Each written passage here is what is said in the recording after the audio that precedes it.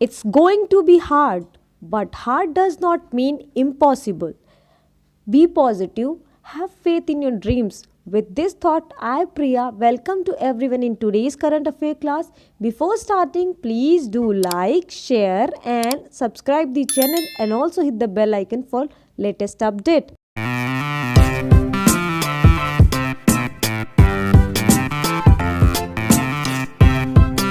शुरू करते हैं हमारे प्रीवियस डे के क्वेश्चन से। हमारा क्वेश्चन था what is the rank of India in the global climate risk index 2021। Global climate risk index 2021 में भारत का रैंक क्या है? तो हमारे ऑप्शन है 14, 7, 26, 9। तो इसका सही ऑप्शन है ऑप्शन बी 7। बान स्थित पर्यावरण थिंक टैंक जर्मन वॉच द्वारा प्रकाशित ग्लोबल क्लाइमेट रिस्क इंडेक्स 2021 में भारत को जलवायु परिवर्तन से शीर्ष 10 सबसे प्रभावित देशों में रखा गया है। 2019 में जलवायु परिवर्तन के मामले में भारत 7वें सबसे हिट देशों के रूप में स्थान दिया गया था। चलिए बढ़ते हैं नेक्स्ट क्वेश्चन की तरफ, जो है Who among the following will be honored with the prestigious Padma Vibhushan Award in Public Affairs? निम्नलिखित में से किसे सार्वजनिक मामले में प्रतिष्ठित पद्म विभूषण पुरस्कार से सम्मानित किया गया है? तो हमारे ऑप्शन है Shinzo Abe, Barack Obama, Ibrahim Solih, Boris Johnson. तो इसका सही ऑप्शन है ऑप्शन ए शिंजे आबे। जापान के पूर्व प्रधानमंत्री शिंजो आबे को सार्वजनिक मामलों के क्षेत्र में उनकी प्रमुख उपलब्धियों के लिए भारत में दूसरे सबसे बड़े नागरिक पुरस्कार पद्म विभूषण से सम्मानित किया गया।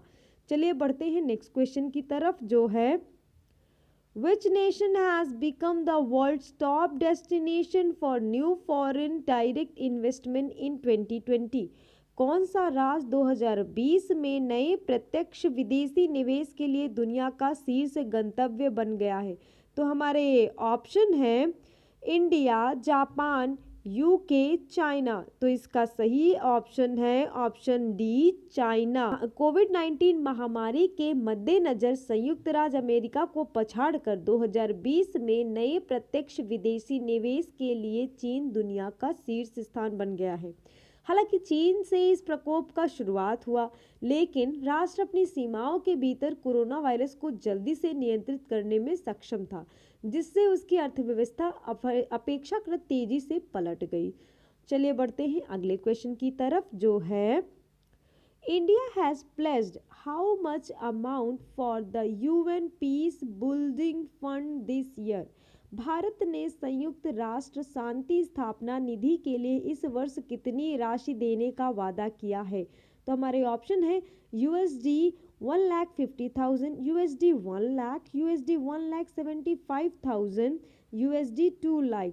तो इसका सही ऑप्शन है ऑप्शन ए यूएसडी 1,50,000। संयुक्त राष्ट्र में भारत की स्थायी प्रतिनिधित्व टी.एस. त्रिमूर्ति ने 25 जनवरी 2021 को घोषणा की कि भारत ने इस साल संयुक्त राष्ट्र शांति स्थापना कोष के लिए 1,50,000 अमेरिकी डॉलर का वादा किया है। उन्होंने आगे कहा कि दुनिया के सबसे बड़े लोकतंत्र के रूप में भारत को लोकतंत्र और कानून के शासन को मजबूत करने के लिए शासन संरचना के निर्माण की प्राथमिकता देने की आवश्यकता है।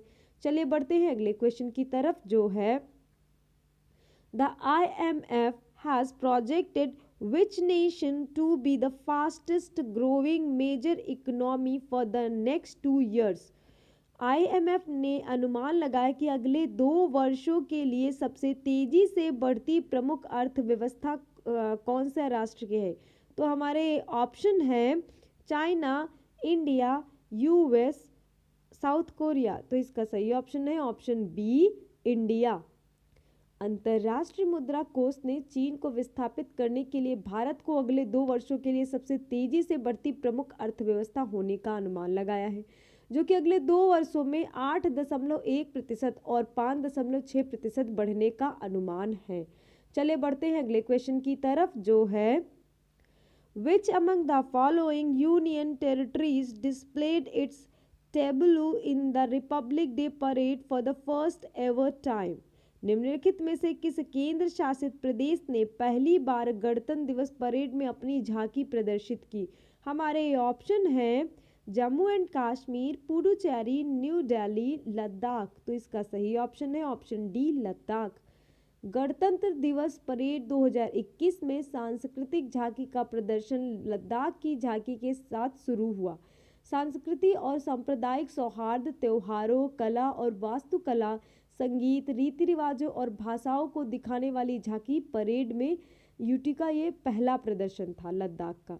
चले बढ़ते हैं नेक्स्ट क्वेश्चन की तरफ जो है how many individual will be honoured with the prestigious Padma Vibhushan award this year? इस वर्ष कितने लोगों को प्रतिष्ठित पद्म विभूषण पुरस्कार से सम्मानित किया गया?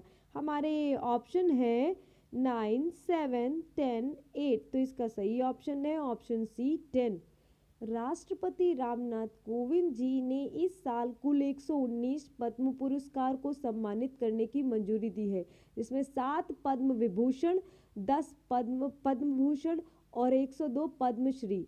पद्म पुरस्कार देश के सर्वोच्च नागरिक पुरस्कार है। When is the International Holocaust Remembrance Day observed globally? विश्व स्तर पर अंतर्राष्ट्रीय प्रलय स्मरण दिवस कब मनाया जाता है?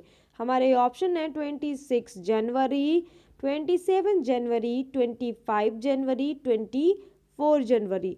तो इसका सही ऑप्शन है ऑप्शन बी, 27 जनवरी।